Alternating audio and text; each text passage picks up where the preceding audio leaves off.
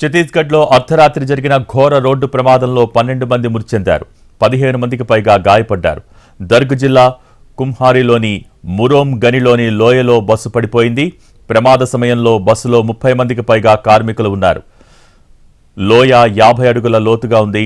ఈ ప్రమాదంలో బస్సులో ఉన్న వారిలో 12 మంది మృతి చెందారు. మిగిలిన వారంతా తీవ్రంగా గాయపడ్డారు. మృతుల్లో 2 మహిళలు ఉన్నారు.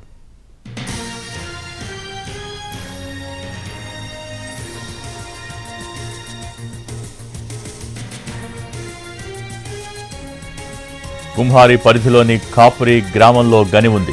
కేడియా డిస్టిలరీస్ కు చెందిన బస్సు పరిశ్రమలో పనిచేస్తున్న 30 మంది కార్మికులను తీసుకువెళ్తోంది. బస్సు కాపురి గ్రామం దగ్గరకు రాగానే అదుపు తప్పి 50 అడుగుల లోయలో పడిపోయింది. స్థానికుల సమాచారంతో పోలీసులు, రెస్క్యూ టీమ్స్ అక్కడికి చేరుకుని సహాయక చర్యలు చేపట్టారు. బస్సులో నుంచి మృతదేహాలను బయటకు తీశారు. గాయపడ్డ వారిని వెంటనే ఆసుపత్రికి తరలించారు.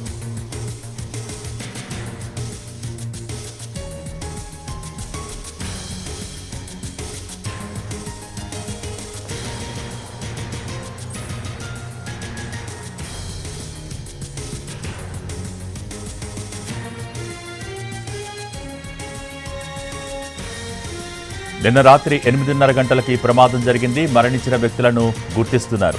గని నుంచి బస్సును బయటకు తీసేందుకు ప్రయత్నిస్తున్నారు. బస్సు పడిపోయిన గని ప్రధాన రహదారి పక్కనే ఉంది.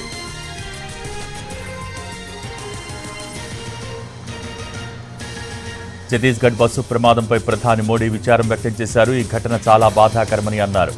తమ వారిని కోల్పోయిన వారికి ప్రగాఢ సానుభూతి తెలియజేశారు. గాయపడ్డ వారు త్వరగా కోలుకోవాలని అన్నారు ప్రధాని. రాష్ట్ర ప్రభుత్వ పర్యవేక్షణలో స్థానిక యంత్రాంగం బాధితులకు అన్ని విధాలా సహాయం అందించడంలో నిమగ్నమై ఉందని తెలిపారు. రాష్ట్రపతి ద్రౌపది ముర్ము కూడా ప్రమాదంపై విచారం వ్యక్తం చేశారు.